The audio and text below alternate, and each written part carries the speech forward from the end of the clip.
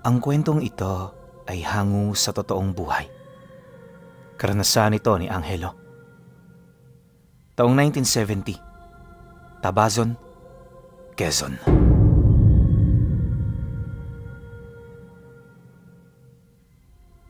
Noong mga panahong ito, nakatira sa mismong baryo ng Tabazon ang pamilya ni Angelo. Nasa tamang gulang na siya noon at kasalukuyan siyang nagtatrabaho sa isang kumpanyang malapit sa kanila. Hindi ko nababanggitin ang pangalan ng kumpanya. Gawa ng magpahanggang sa ngayon, aktibo pa rin ito at maraming tauhan. Hindi rin doon nangyari ang kanyang karanasan, pero syempre, mas mainam na wag na lang magbanggit ng kahit na ano. Ayon sa kanya pinuno, nagsimula ang lahat nung makilala niya si Tandang Avid. Isa itong matandang Hapon na kilalang kolektor ng samut-saring lumang gamit at mga bagay na nagmula sa iba't ibang bansa. Dagdag pa niya na kaya sila nagkakilala ng matandang yan ay dahil sa malimit itong magpapasan ng mga pinamili nito sa kanilang kumpanya. Di naman niya tinatanggihan ng matanda, lalo pat sulit ito kung magbigay. At ang gano'n nilang pinagsamahan ang naging daan upang magdesisyon si Tandang Avid na kunin siya bilang katiwala. Hindi katiwala sa lupa, bagkus katiwala pagdating sa mga gamit na kanyang pinamimili. Nabanggit din ito sa kanya na mas mainam na may ganun siyang tauhan para naman mauna siya sa lahat ng produkto na naiaangkat dito. Nakahanda rin itong magbayad ng kapantay ng kanyang sweldo kung yun ang kinakailangan niya. Nang marinig naman ito ni Angelo, hindi na siya nagdalawang isip. Alam niyang napakaganda ng alok nito, kaya walang posibilidad na tutulan niya ito. Pagtatapat niya pa sa matanda, matindi ang pangangailangan niya ng pera, kaya kahit ano papatusin niya.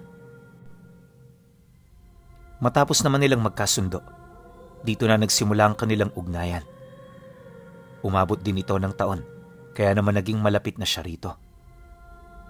Araw-araw nga, bumibisita siya sa bahay ni Tandang Avid para magpalipas ng hapon.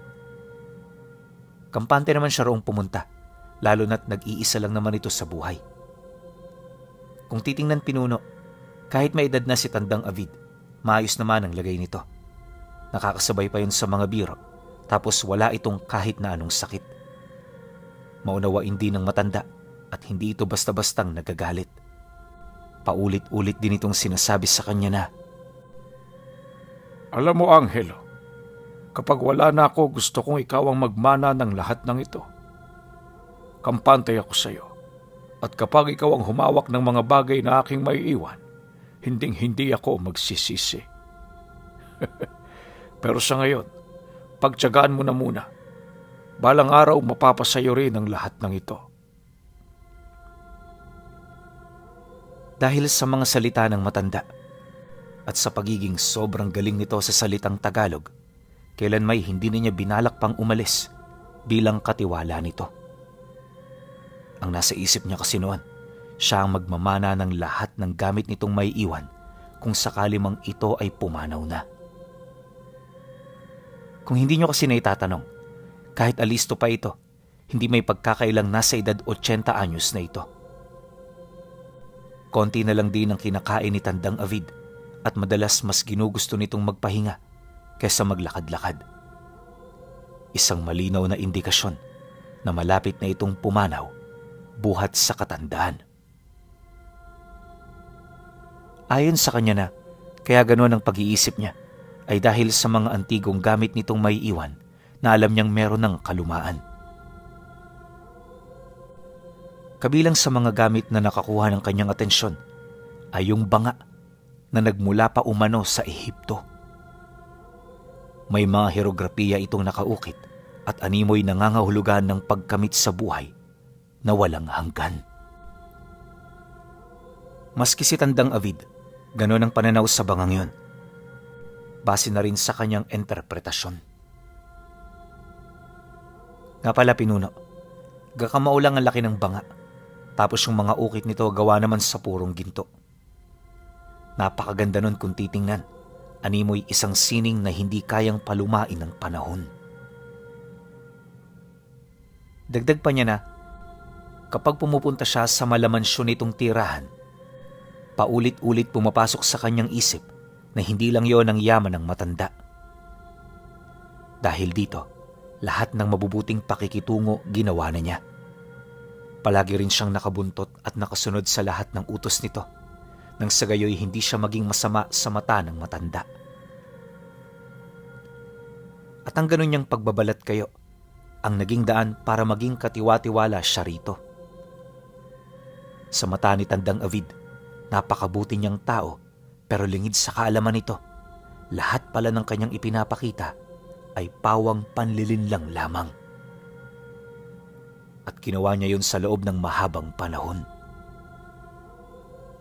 Aminado naman kasi si Angelo na masama ang ugali niya at para siyang linta kapag may kailangan siya sa isang tao. Ito ang rason kung bakit hindi siya umaasenso. Marami rin na nagagalit sa kanya, kaya naman sa baryo nila, bibihira lang ang kanyang nagiging kaibigan. Ngunit lahat ng yon ay binago ng matanda. Ipinagpasalamat naman niya ito, ngunit hindi pa rin maalis-alis ang mataas niyang ambisyon. Kaso lang, lingid sa kanyang kaalaman, may mas malaki pa palang karma ang naghihintay sa kanya. Nagsimula ang lahat-lahat noong buwan ng Pebrero sa mismong taong ito. Inatake kasi sa puso si Tandang Avid, kaya naman siya ang naiwang nag-aalaga sa matanda. Binigyan siya nito ng pahintulot na gamitin ang lahat ng gamit nito na kailangan niya. Ayon kay Tandang Avid, mas importante sa mga sandaling yon ang presensya ni Angelo, lalo pat may iniinda siyang karamdaman. Ibinigay na rin ito ang kokonting ipon nito sa kanya para naman kahit papaano makatulong ito pagdating sa mga gastusin sa gamot. Matapos naman niyang marinig ang tungkol dito, pinaghalong pagkasakim at awa ang naramdaman niya. Nakokonsensya naman siya sa mga naiisip niya, pero hindi yun sapat para tumigil siya. Sa isip-isip niya noon, may mga anak din siyang pinapakain, kaya pasensyahan na lang. Ilang araw matapos siyang bigyan ng pahintulot ng matanda, dito na siya nagsimulang maghanap ng mga bagay na kanyang kukunin.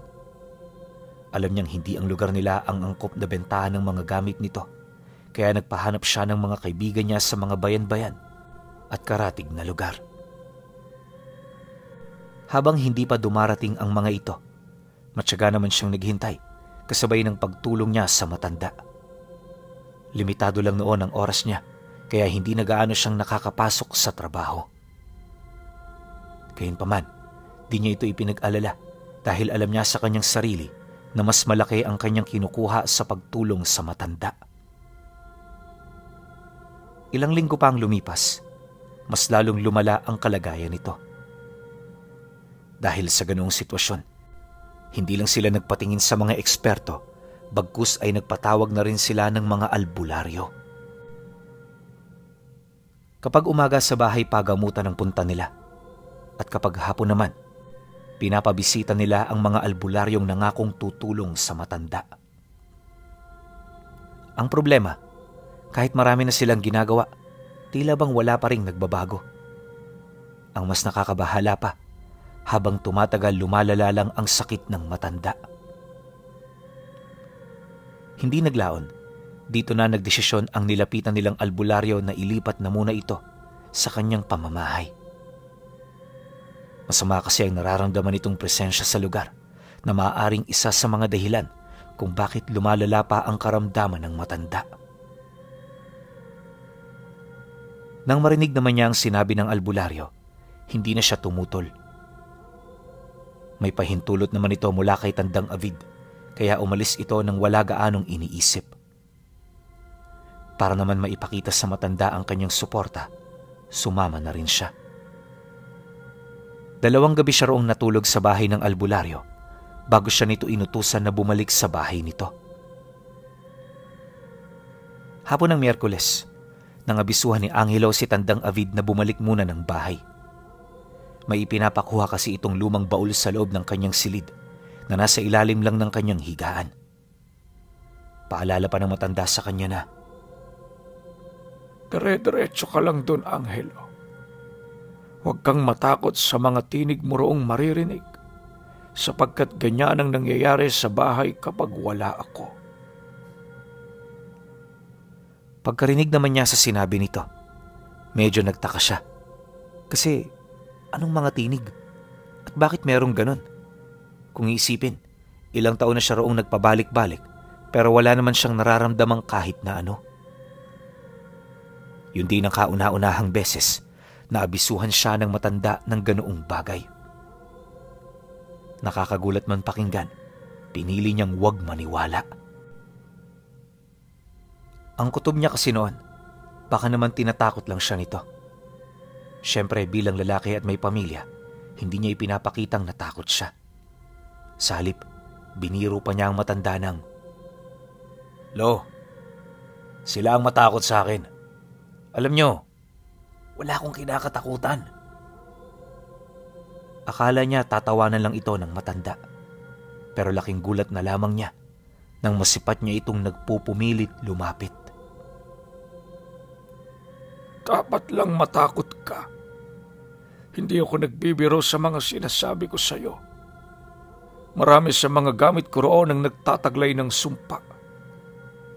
Hindi ko to iniipon para ko yumaman o binili dahil sa tipo ko itong palamuti sa bahay. May rason ang lahat ng mga gamit na inilagay ko. Kaya pakiusap, mag-iingat ka, iho." Pagkasambit naman ito ng mga kataga, sapilitan naman itong pinahiga ng albularyo. Kapag kasi bumabangon ito, dumudura ito ng dugo, kaya medyo nababahala sila. Base rin sa natuklasan ng albularyo, maraming sakit na tinataglay si Tandang Avid. May mga nakita rin itong sumpa sa katawan na animoy matagal nang nakabaon sa kanyang kalooban. At dahil dito, paniguradong hindi lang linggo o buwan, aabutin ang kanilang gamutan. Kung mamalasin, mahina na rito ang 7 taon. Mataas din ang tsansang bawian nito ng buhay ng mas maaga, kaya kinakailangan nilang makagawa ng paraan para mabasag ang lahat ng karamdaman nitong iniinda.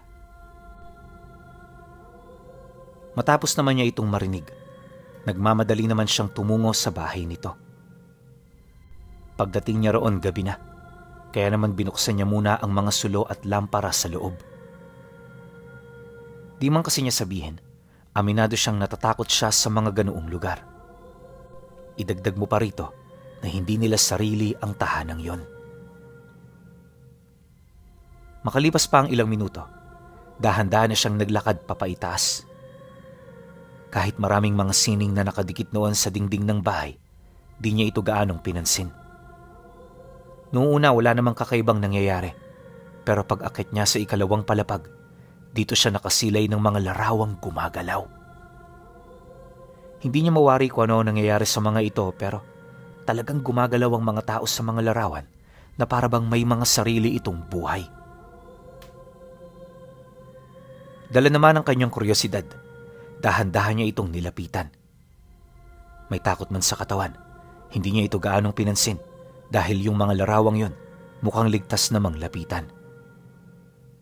Pagharap niya sa isa sa mga ito, dito niya nakita ang 2 batang nakaukit na panayang pag-uusap habang namimingwit. Nakapagtataka rin di siya nito nakikita na animoy nasa loob ito ng mga dimensyon at panahon nila. Sa loob ng halos kalahating oras na pagmamasid, wala naman siyang nararamdamang kakaiba. At habang tumatagal din ang ganoong sitwasyon, tila bang nasasanay siya. Yung takot niya, unti-unti na ring nawawala hanggang sa doon na siya makarinig ng mga bulong sa hangin. Hindi niya mawari kung saan ito nagmumula. Pero habang tumatagal na pumapasok ito sa tenga niya, napapansin niyang parang galing ito sa mga antigong gamit at mga banga. Ayon kay Angelo, na kung hindi siya nagkakamali, Nasa humigit 100 ng mga kagamitan doong ubod na ng Antigo. May mga espada, kasuotang pandigma, panga, at kung ano-ano pang mga bagay na matagal nang nilikha ng tao. Yung iba nga sa mga ito, kahit hindi sabihin ni Tandang Avid, ramdam niyang binabalot ng sumpa. Naniniwala naman kasi siya sa mga ganoon, pinuno. Kaya kahit walang alam sa lihim na karunungan, medyo mulat ang kanyang kamalayan. Dahil sa ganoong pangyayari, kahit ilang hakbang na lang siya sa silid ng matanda, nagdesisyon siyang maglibot para hanapin ang pinagmumula ng mga tinig.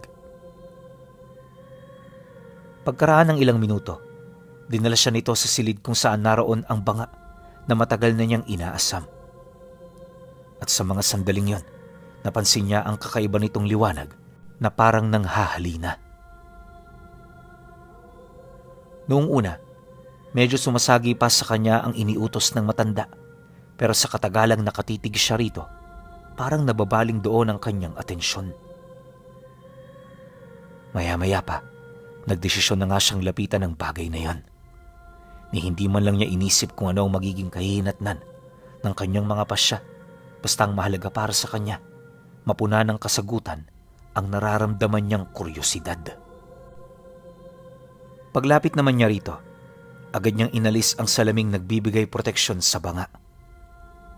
Dahan-dahan din niya itong kinuha at pagkalapit doon ng kanyang muka, laking gulat na lamang niya nang mas lalong maglabas ng nakakabulag na liwanag ang mga ukit nitong gawa sa purong ginto.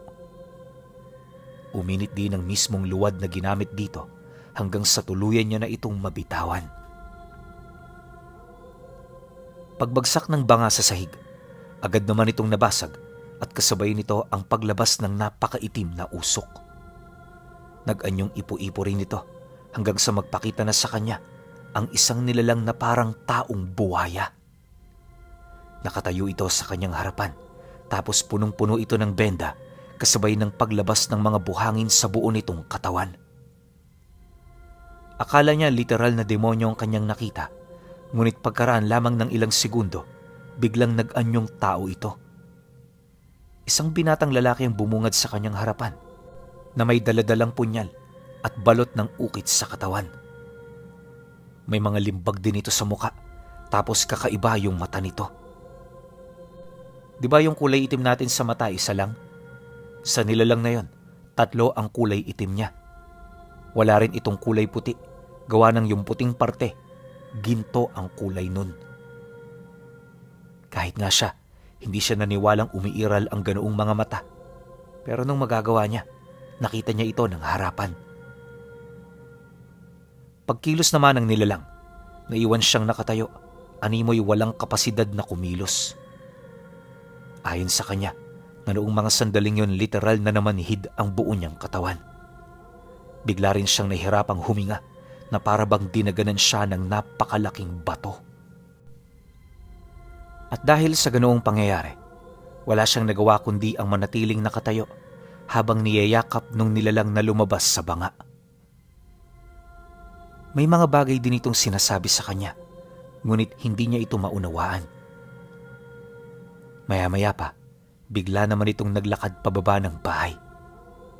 Sa bawat paghakbang nito, nagdudulot ito ng dagundong sa lugar, dahilan para mauga ang mga sulo at lamparang kanyang sinindihan. Nang marating naman ito ang entradang pinto, nilusaw ito ng nilalang gamit ang kanyang palad. Paglabas nito, doon pa lamang nawala ang pakiramdam na parabang may dumadagan sa kanya. Nang bumalik na ang normal sa paligid, tsaka pa lamang siya nakakilos. Wala siyang ideya sa mga nangyari pero isa lang ang nasisiguro niya, nakapagpalaya siya ng nilalang na hindi orihinal na nagmumula sa mundo nila. Ano man yun, nasisiguro niyang napakamapanganib nito. Halos 1 oras din niya itong pinag-isipan bago siya bumalik sa bahay ng matanda, bit-bit ang pinapakuha nitong gamit. Pagdating naman niya sa bahay ng albularyo, nadatnan niya itong nagpapahinga na. At dahil sa napansin niyang pagod na pagod ito, minabuti niyang wag na itong gisingin. Pagsapit ng sumunod na araw, nang mapansin niyang gising na si Tandang Avid, dali-dali naman niya itong nilapitan para iabot ang mga pinakuha nitong gamit. Maria Avid, ito na ho ang mga pinapakuha ninyo. Pasensya na at ngayon lang. Hindi ko na kayo ginising kagabi dahil alam kong nagpapahinga na kayo. Nang marinig naman ito ng matanda, napatitig lang naman ito sa kanya ng diretsyo. Hindi rin ito umimik, na animoy nag-iisip ng kung ano. Pagpang-abot naman ng kanilang paningin, bigla na lamang itong nagsalita ng mga bagay na hindi na niya inaasahan. Nagkaroon ako ng panaginip kagabi, Angelo. Isang napakasamang panaginip na unang beses ko pa lamang maranasan. Sa panaginip kong iyon, nakita ko ang maraming tao na namamatay. Mga albularyong unti-unting nilalamon ng sumpa at mundong binabalot ng matinding kadiliman. Parang sa panaginip kong iyon, hindi umiiral ang Panginoon. Batid kong hindi naman ito totoo, pero naniniwala ko sa isang masamang pangitain ang dinadala nito. Sa tingin mo, anong ibig sabihin ng panaginip ko? Hindi ko ho alam, Tandang Avid. Di ho ako magaling sa pagbabasa ng panaginip eh. Baka kayo, Manoylito. May alam kayo. Sagot naman niya habang nakatingin sa albularyo. Sa pagpapatuloy naman ng kanilang pag-uusap, wala naman itong masyadong kinahantungan. Bawat isa sa kanila, hindi mawari kung anong ibig sabihin ng matanda. Matapos naman ang kanilang pag-uusap, minabuti naman niyang iwan na muna ito. Hanggat maaari, hindi niya roon sinabi ang nangyari para naman kahit papaano di yun mag-alala. At dahil sa kalagayan ng matanda, hindi naging mahirap para sa kanya na itago ang lahat-lahat. Ayon sa kanya, inabot pa ng 2 buwan bago nito malaman ang tungkol sa nangyari. Kaya yun nalaman ng matanda ay dahil sa nabalitaan itong pagkamatay ng iilang mga individual sa kanilang lugar. Lahat umano ng taong biktima ng nilalang na gumagala, nadadatna ng mga taga-baryo na pugot ang ulo. Wala silang ideya kung ano nangyari rito, pero base sa kalagayan nito, parang sinakmal ito ng isang mabangis na nilalang. Dagdag pa ng mga saksi na, yon ang kauna-unahang pagkakataon na may nakapasok na nilalang sa isang bahay na protektado ng simbahan. Wala ring bisa dito ang mga bendisyonadong altar na may mga santo at rosaryo. Nang malaman naman ito ni Tandang Avid, bigla naman itong nagalit sa kanya. Bagaman nang gagalaiti na ang mukha nito, mahinahon pa rin siya nitong inabisuhan hinggil sa mga bagay na dapat niyang gawin.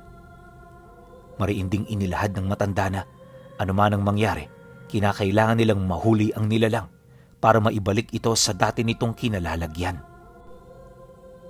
Pagkarinig naman niya sa sinabi nito, medyo umalma siya sa kanyang mga narinig dahil ang gustong palabasin noon ng matanda, siya ang may kasalanan sa pagkamatay ng mga biktima. Dagdag pa niya na wala itong batayan sa kanyang mga sinasabi at ang lahat ng yon pawang mga kuno-kuno lamang. Ngunit nang marinig ito ni Tandang Avid, hindi nito maiwasang tumingin sa kanya ng diretsyo habang nagsasalita. Hindi mo ko maluloko, Angelo.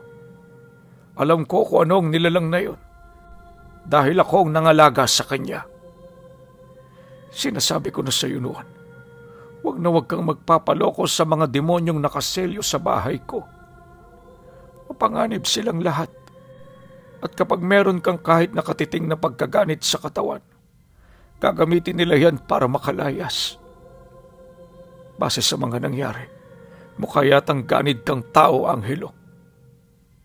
Pasensya ka na, pero mula sa araw na ito, binabawi ko na ang lahat ng mga sinabi ko sa iyo. Hindi kita mapagkakatiwalaan, kaya wala nang rason pa para magkaroon pa tayo ng ugnayan.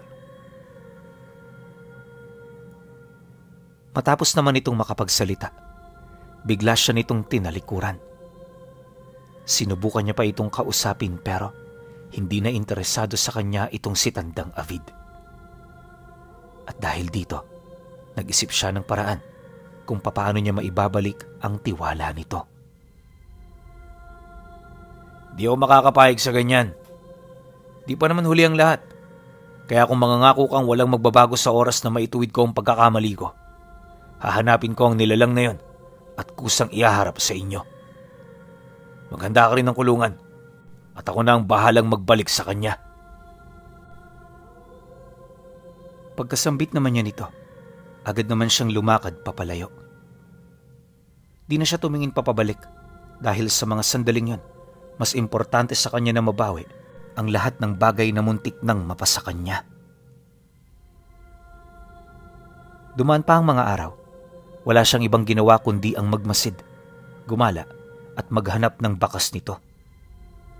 Kung saan-saang lupalop na rin siya nakapunta, pero sa kasamaang palad, nanatiling wala siyang nakikitang bakas o naririnig man lang na istorya na maaaring makapagturo sa nilalang.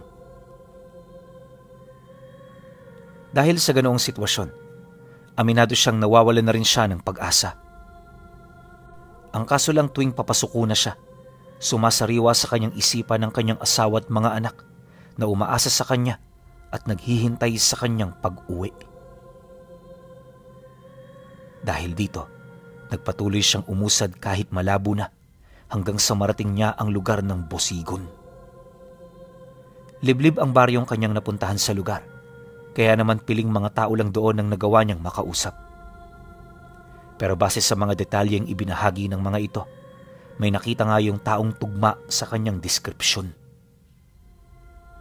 Dagdag pa ng mga kausap niya na kasalukuyan itong kasama ng isang mangkukulam na naninirahan sa gubat di kalayuan sa kanila. Mariin din itong inilahad na magmula noong dumating ang taong yun sa kanila, naging madalas na ang pagkakaroon ng mga pangyayaring hindi kaaya-aya.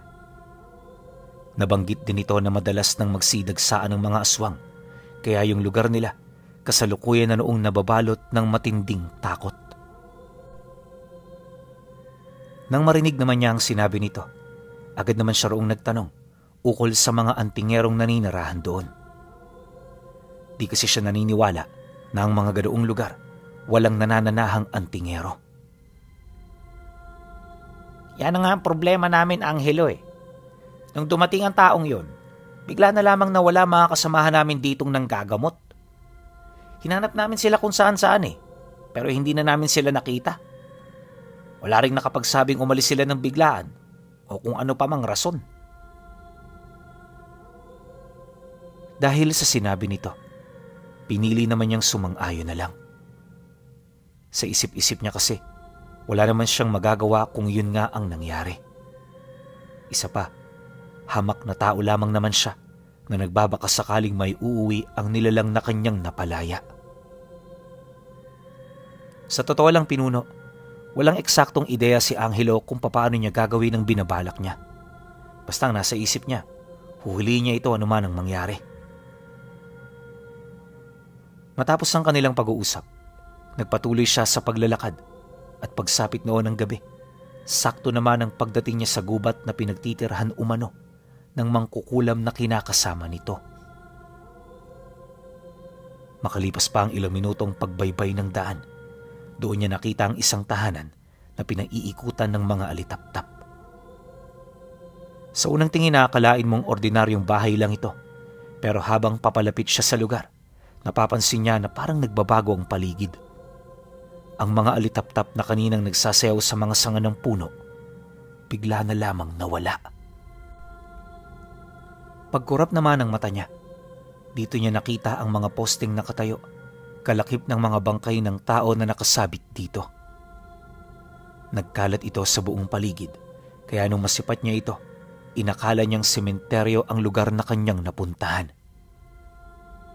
Dahil sa kanyang mga nasilayan, nagmamadali naman siyang tumakbo papalayo. Pagkubli niya sa puno, dahan-dahan naman siyang dumapa hanggang sa mawala na ang kanyang bakas sa paligid. Maya-maya pa, nang maging mahinahon na siya, dito niya nakita ang mangkukulam na lumabas kasama ng lalaking nakalaya sa banga. Ganun pa rin naman ang wangis ng nilalang na yon. Pero sa pagkakataong yon, parang mas naging bata pa ito. Pagdating naman ito sa unahang bahagi ng bakuran, may nakita siyang 10 nilalang na bigla na lamang lumapag sa harapan ng dalawa. Mula sa malayo, para itong mga dambuhalang kabug na may mga dagit-dagit na tao. Buhay na buhay ang mga biktimang nahuli nito, kaya bago yun lumapag, walang patid naman itong nagpupumiglas para makatakas. Ngunit pagtaas ng kamay nung nilalang na pinakawalan niya, biglang natigilan ang lahat. Ilang segundo pa ang lumipas, may mga nakita siyang malalaking poste na gawa sa itim na bato na kusang pumalibot sa mga ito. Sa isang iglap, meron doong mahahabang tanikala na bigla na lamang lumabas kasabay ng pagpasok nito sa dibdib ng mga biktima nila. Matapos ang ganoong pangyayari, dito niya nakitang unti-unting naagnas na parang buhangin ang katawan ng mga biktima hanggang sa iilan laman loob at kalansay na lang nila ang natira. Pagsilay naman ng mga dambuhalang paniki sa mga natirang bahagi ng katawan, agad naman nila itong nilantakan. Ayon pa sa kanya, na sa loob ng 2 gabi, matyaga niyang pinagmasdan ang dalawa. Inakala rin niyang mananatili na ito sa tahanan ng mangkukulam, pero pagtungtong ng 3 gabi, umalis ito kasama ang lahat ng nilalang na naging tagasunod na nila. Huli na rin niya noong nalaman na ang mangkukulam palang kasama nito ay hindi nito Panginoon, bagkus isa sa kanyang mga alipin. Sa loob ng ilang araw, sinundan niya ito hanggang sa makabalik sila sa kanilang lugar. Una nitong pinuntahan ang bahay ng matanda, ngunit nang masipat nitong wala roon si Tandang Avid, agad nitong ikinalat ang kanyang mga alagad sa kabuuan ng baryo. Naging masigasig ang paghahanap hanggang sa matuntunan nito ang bahay ng albularyo. Pagbalik naman ng mga nilalang, bitbit na nila ang matanda at ang tumutulong dito. Kagaya ng inaasahan, sinubukan nitong paslangin ang albularyo, ngunit sa kasamaang palad hindi niya ito nagawa. Pagbagsak naman ito, agad na dinurog ng nilalang ang ulo nito bago niya ito gamitan ng mahika. Di nagtagal, nang malinis na niya ang kalat, dito na nito pinatay si Tandang Avid. Akala niya doon na magtatapos ang lahat, ngunit lingid sa kanyang kaalaman, iba pala ang pakay ng matanda.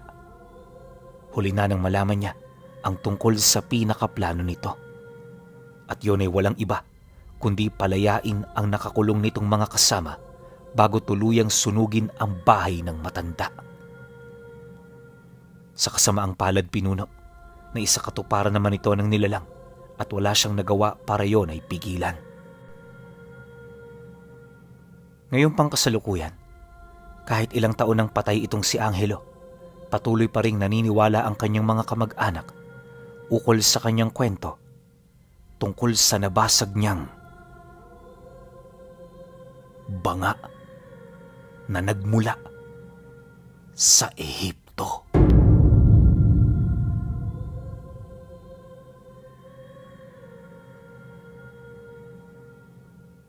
Grabe, nakakapangilabot tong kwento na to, no? Isipin niyo na lang, paano yung mga nilalang na nakawala? Teka, anong taon ba to?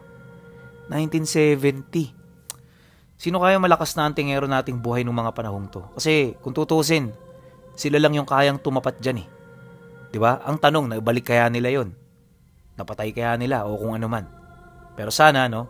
Sa mga nagdaang kwento natin, siguro meron pa tayong mga hindi na ikukwento. Natalo nila itong nilalang na to kasi sobrang lakas. Alam naman nating lahat kung ano yung Ehipto, di ba? So, di ko alam. Sana may kwento patungkol dito na nakaharap nila itong nilalang na to, o may kwento na napatay nila itong nilalang na to, mas mainam kung ganun. O naibalik kung saan man to nababagay. Pero sa ngayon, di pa ako sigurado kung may nalapag na tayong kwento tungkol dito. Baka merong nakaka-relate sa inyo, o baka merong nakakaalala na may ganito tayong klase ng kwento na nakawala sa banga tapos tinapos ng malakas na antingero. Baka meron lang. Comment nyo sa baba.